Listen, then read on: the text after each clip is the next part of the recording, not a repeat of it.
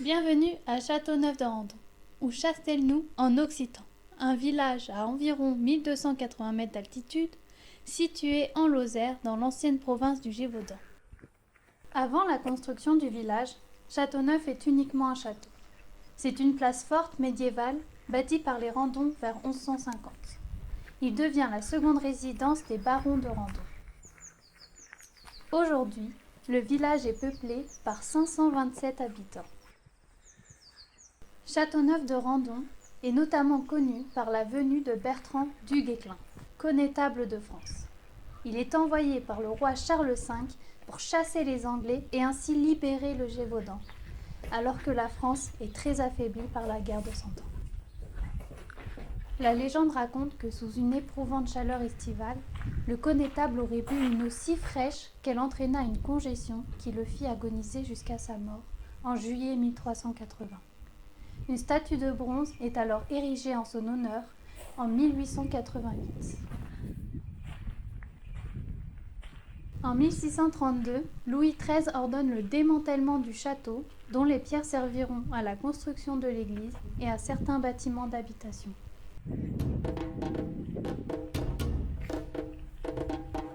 En 1821, un cénotaphe est construit à la mémoire de Bertrand du Guesclin.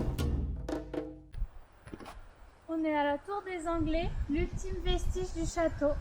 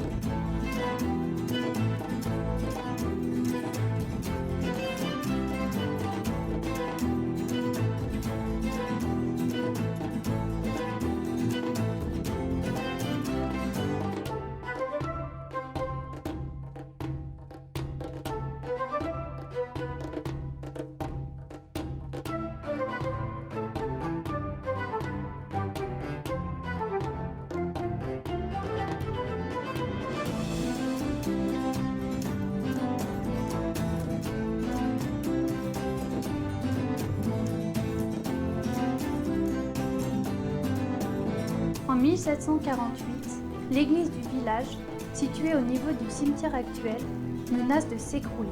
Il décide alors de la reconstruire en 1769, à l'emplacement que nous connaissons.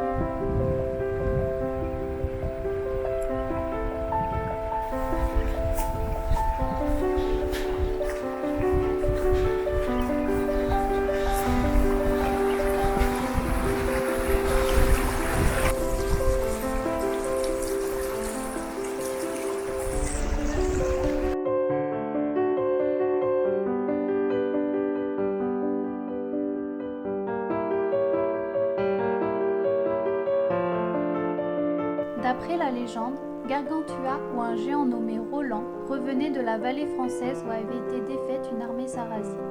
Il avait eu soif et pour se désaltérer, il but à la rivière dont il avait suspendu le cours en aval de lui. Il en laissa son sabot sur le rocher de Châteauneuf.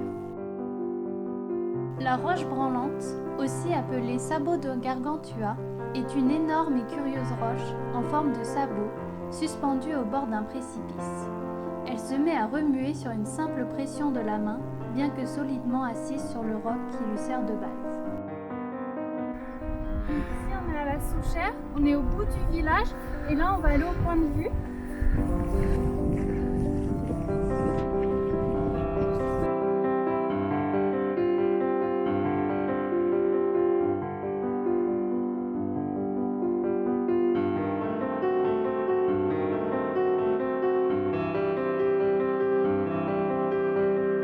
Nous sommes en Margeride, dans le Massif central.